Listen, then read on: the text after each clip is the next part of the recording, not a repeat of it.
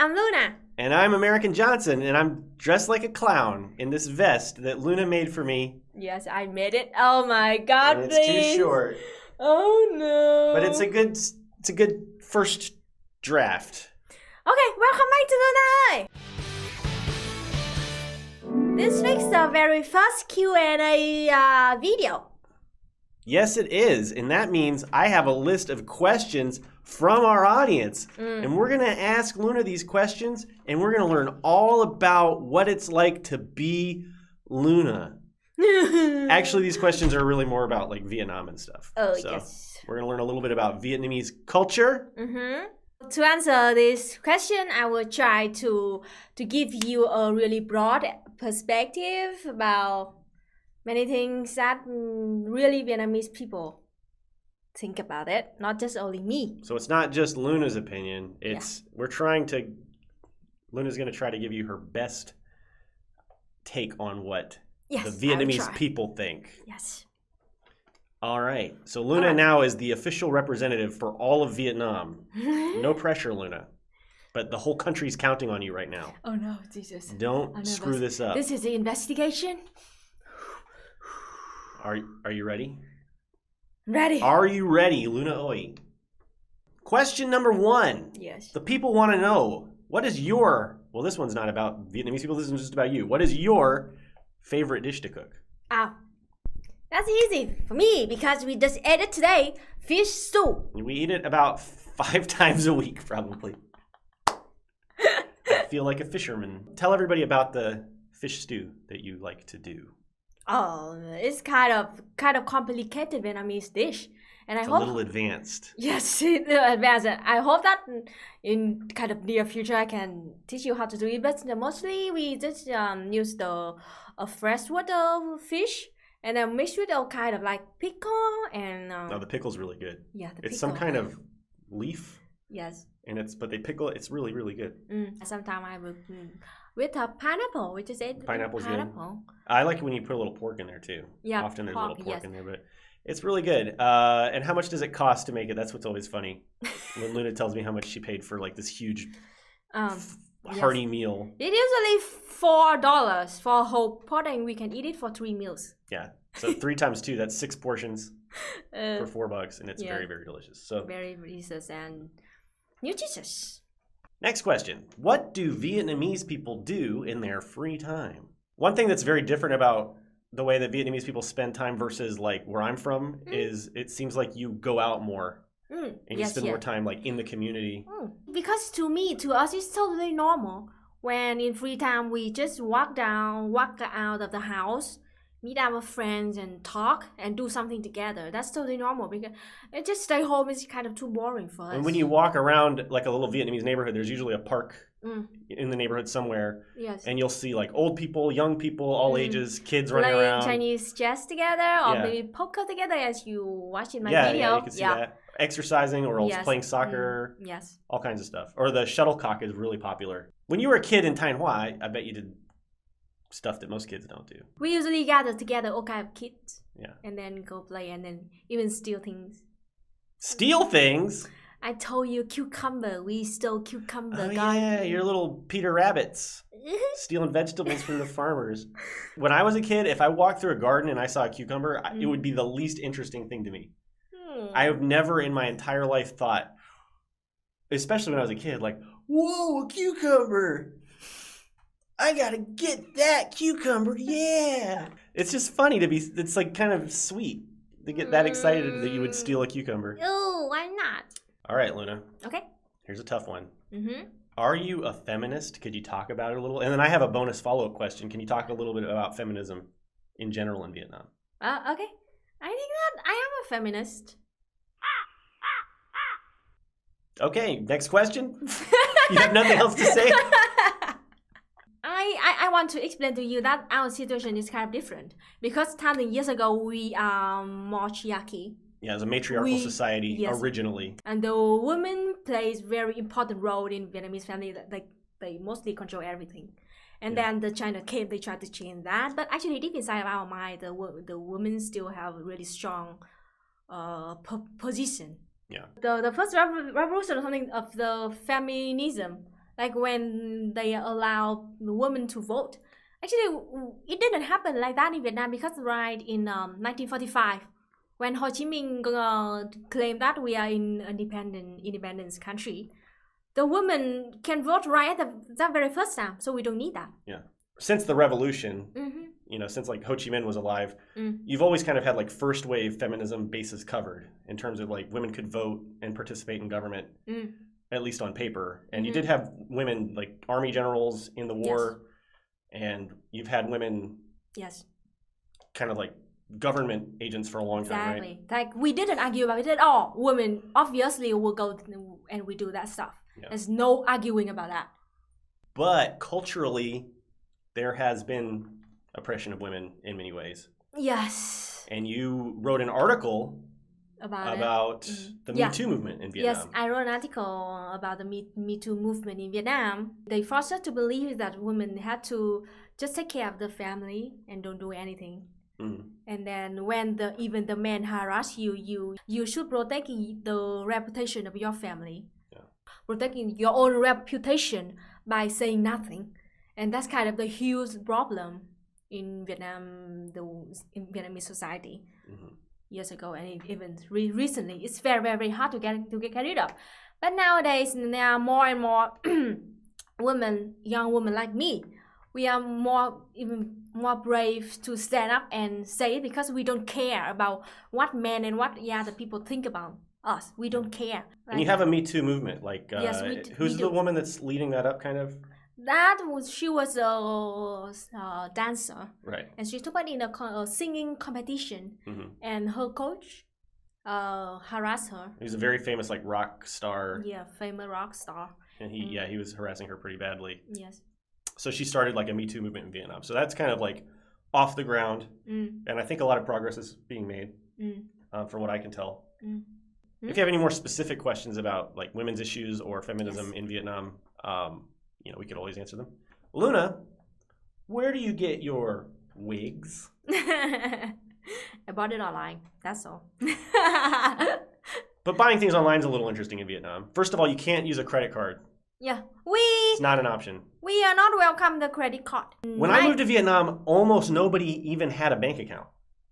In Saigon, at least. Oh, really? In 2013, it was like banks were just starting to get popular in Saigon. And most of my Vietnamese friends did not have a bank account at all.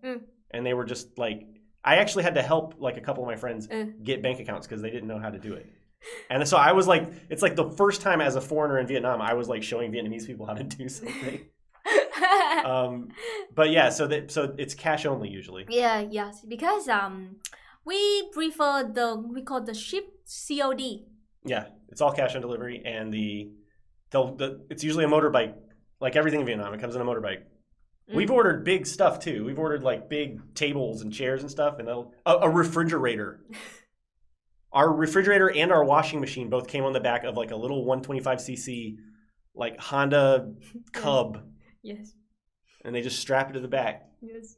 And then you just help them carry it up. And it works. Free ship. It's free shipping. Often same day. Yes. So that's pretty cool. You can order something, get it the same day. Yeah. Free shipping. So that's where Luna's wigs come from. This is a good one. What is your favorite Vietnamese celebration or festival? Tet holiday. Tet holiday. Why is Tet your favorite holiday, Luna? Because it's the time that we have the longest day off.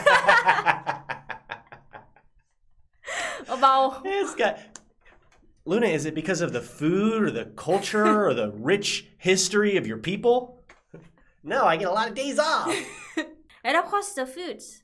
But you also have to clean your parents' house, don't you? Oh no, that's the worst part, We had to clean our house weeks before Tet holiday, and all the family members we have to do that because there's a lot of stuff.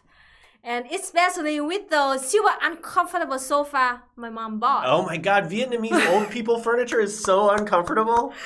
Vietnamese old people furniture, you got to show them a picture. It's just like made out of angles and like carved wood that's just, every surface just jabs you in the back. It's the worst.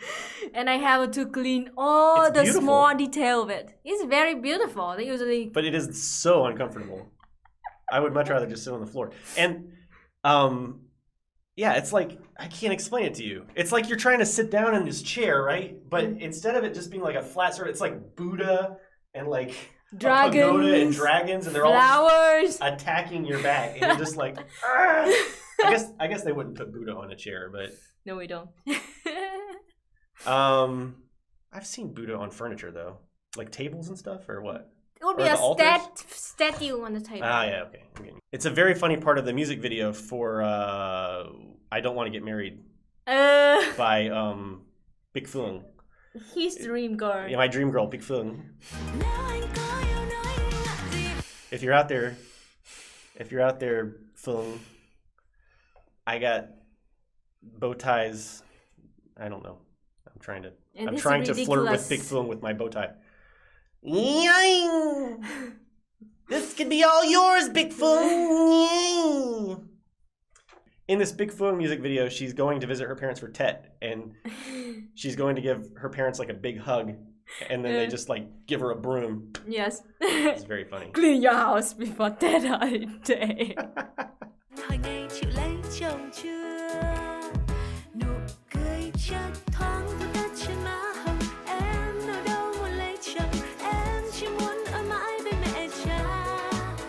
Luna, what are your favorite Vietnamese movies? I think that I can name you 3 movies now.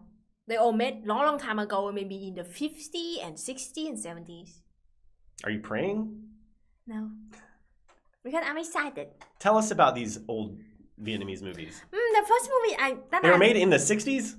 50s, 60s. During the war? Yes. Really? Okay, I am curious about that. Tell me about them. But they don't have the English subtitles. That's your job.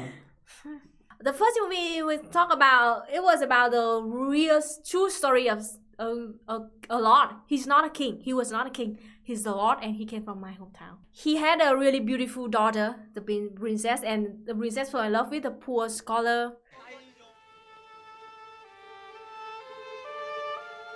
Không thế nào đâu cả. Khoan.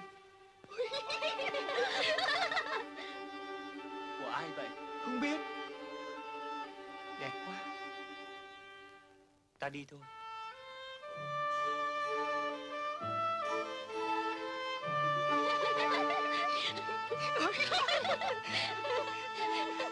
Kệ nhé.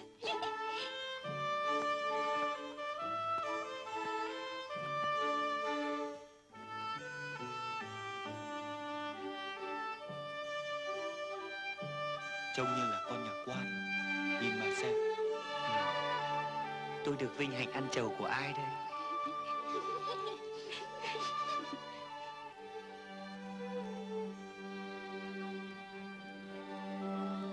And then, but of course, her father didn't agree, so they forced her to marry another rich guy. And then the princess died. And then the poor scholar, he took part in a revolution to overturn the lord. Oh, really? Wow. I want to see this movie. You got to do the English sub for me. For all of us. Yes, the movie named Đêm Hội Long Chỉ means that the festival night in the Dragon Pond. The festival night in the Dragon Pond. Yeah, because that's the first place that they met. The princess and the poor scholar. The second movie is, they talk about the 1945, when we had the huge revolution. We fought the Japan at that time. That movie show about how we prepare for that revolution, and then how we won, how they appear all poor people to stand up and might be a good instructional video. I might need to take notes when I watch that one. Chúng tôi còn ở đây thì mọi người hãy yên lòng. Trước hết, hãy chặn Chi huyện lại, không cho nó gặp quân Nhật. Thưa đồng bào, mấy chục tên Nhật không đánh nổi cả huyện. Mấy vạn quân Nhật không đánh nổi cả nước. Việt Minh đang đưa hàng chục triệu con người đói khổ như chúng ta vùng dậy. Chúng ta đã cầm được gươm, được súng, thì phải cầm cho thật vững, hành động cho thật mạnh.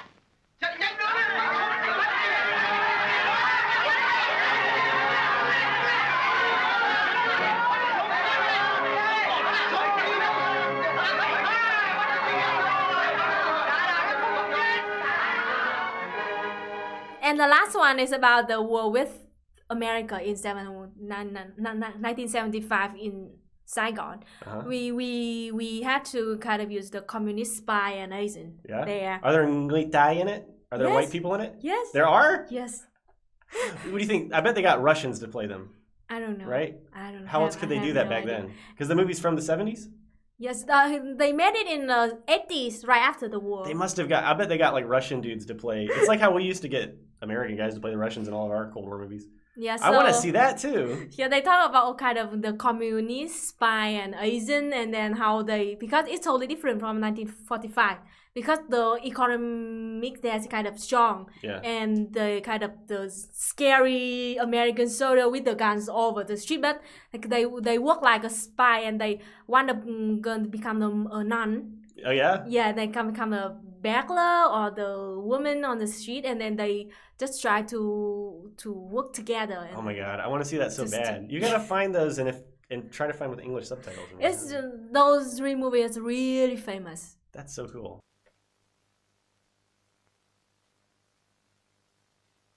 Anh cầm lấy chút đỉnh để đi đường. Anh không bao giờ quên em. Anh.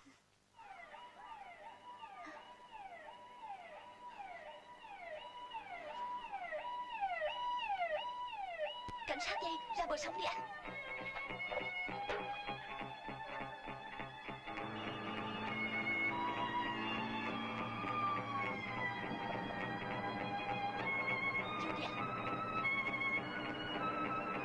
Anh lên gác đi. Anh ơi, cẩn thận nha. Bên đây nè, bên đây nè. Xuống đi, xuống đi. Anh ơi, không phải bên đó, bên đây nè, bên đây nè.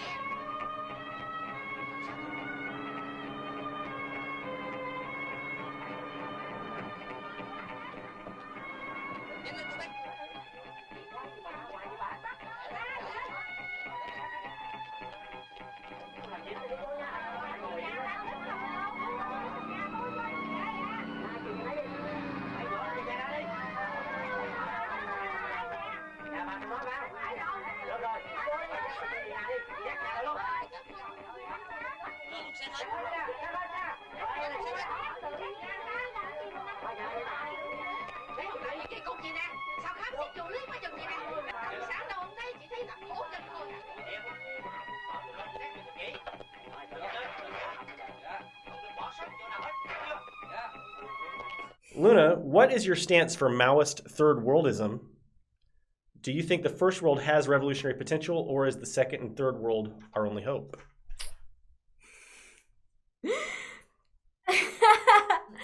To us, to Vietnamese people, we don't really care about the Maoist or the Mao ideology, because we think that the Mao ideology is just only suitable for China at that time, and we follow the Ho Chi Minh ideology. And I believe that revolution can happen in all kind of the world, all kind of 3 worlds, because there are poor people everywhere, you know. There are exploited people everywhere, especially in the developed country, right? I can answer this one. What are some good resources to learn more about Vietnam? Yeah. YouTube.com/LunaOi. Yes, it is the most trustworthy YouTube channel in the world about Vietnam. It's the first place you should go. But also, I would say that this is interesting. They do have VTV, Vietnamese television. Yes. In English. VTV.vn. And you can watch VietnamNews.vn.com or something. You should find the Vietnam News. Yeah. It's a newspaper, very famous Vietnamese newspaper, and it's just the English version of a real Vietnamese newspaper. Yeah. And their translation is really good. In the headlines on VTV News, governmental leader requests sectors, localities to not rest on their laurels. Broadcasting from Hanoi, the capital of Vietnam, VTV News starts right now. The National Conference on Review Communications involving Vietnam's policies abroad in 2018 and to discuss the implementation plan for 2019 took place in Hanoi on Friday. At the event, Politburo member and Secretary of the Central Party Committee, head of the Central Commission for Communication and Education, Võ Văn Thưởng, praised the efforts of relevant agencies in foreign communications as well as the communication of information involving the sea, islands, and borders during the past year. Okay, this is a really good question. How accepting are Korean and Vietnamese people of trans people? That's a really good question. Korean people, they have something called a foreigner rule, which means they don't really care so much what foreigners do, and they're not going to like judge you by Korean standards. I mean, you can't be like an asshole. You know, you can't go around and just do whatever the hell you want. I mean, you have to be like respectful, but they're not going to care. Like Korean people like generally don't like tattoos, and so if you go into a Chimchilbang, a Korean spa, if you're Korean, they won't let you in if you have tattoos, but they don't care about my tattoos at all. Vietnam is totally different than Korea, though. Like, night and day, just the cultures are very different. Yeah. We're very open. Totally open. Oh, yeah. You see a lot of Vietnamese, even old guys with tattoos. Cover his whole body. Yeah. Like, these, I think a lot of them are like war vets or something. Yeah. You know what I mean? Like Vietnam war vets, and they'll have like a lot of these cool kind of army tattoos. And Vietnamese women often have tattoos. Yes. I see it very often. We consider that is sexy. It's kind of sexy. Yeah. They'll dye their hair. You see that pretty often. Yes. So they're pretty like open-minded about stuff like that. And I did an interview with a trans woman who lives in Hanoi, Vietnamese woman named Ha Minh, and she talked a lot about. Actually, I did 2 interviews with her. And so if you want to learn more about like what it's like to live in Vietnam as a trans person, I would look up the Ha Minh videos on my channel, Non-Compete. How have your political views changed over time? My dad is a Communist Party member. It's totally normal to me, like, was born as communism. Oh, I failed one Marxism class. She failed her Ho Chi Minh class. Shame. Shame. And then when I met the American, he taught me about anarchism things, and I kind of agree with him at some point. I agree because, yeah, I understand that government is not always good, you know? Yeah, I know that. Luna is,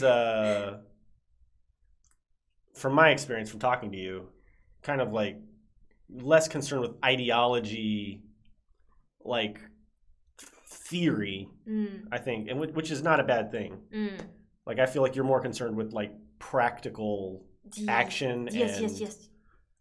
Are people good people? Are they trying to do the right thing? Yes. I think that's something I like, because I get really, really, really nerdy about the theory and stuff. And I think that can be a bad thing if you have too much of it.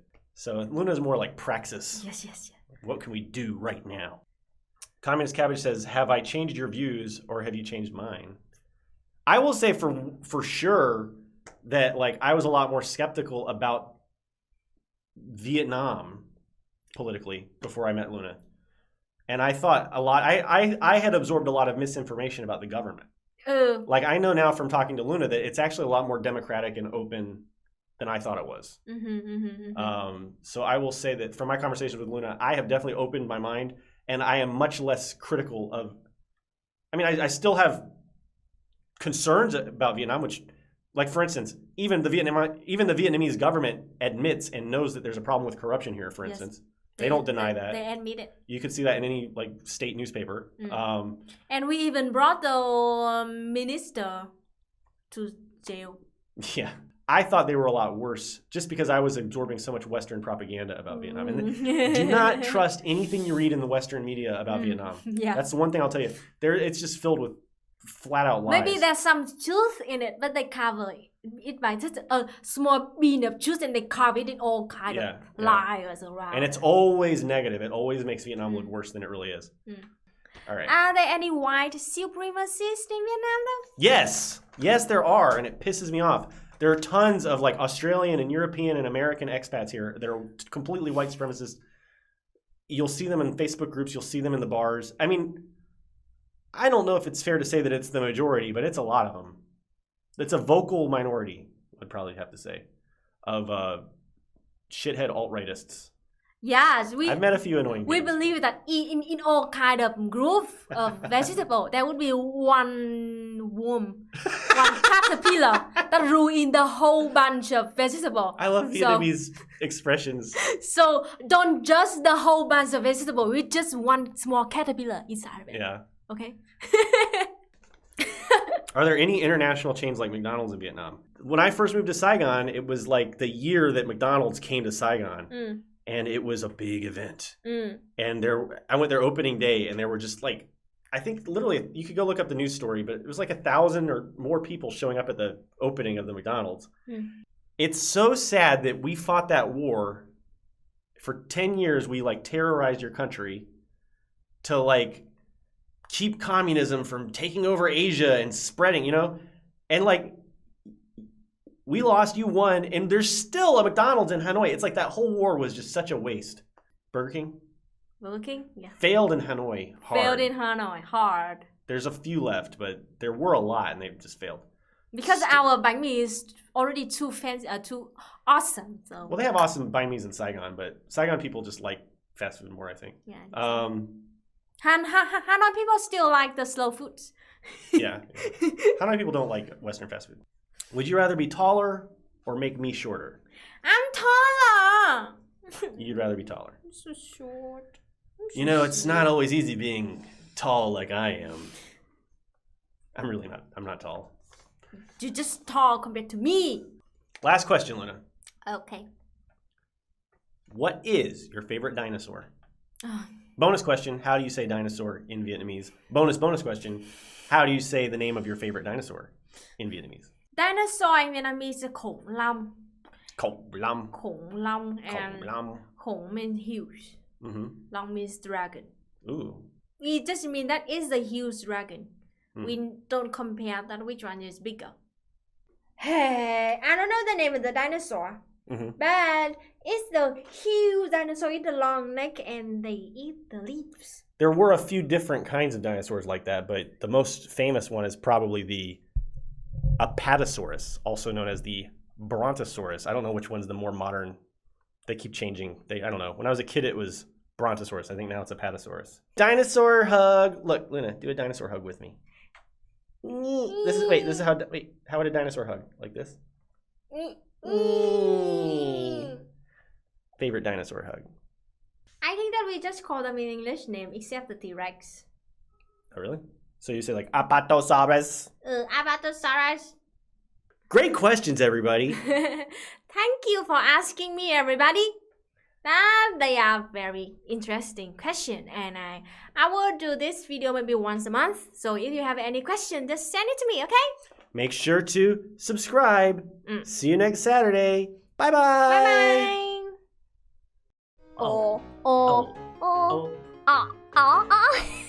Bye-bye. I hope somebody just came into the live stream.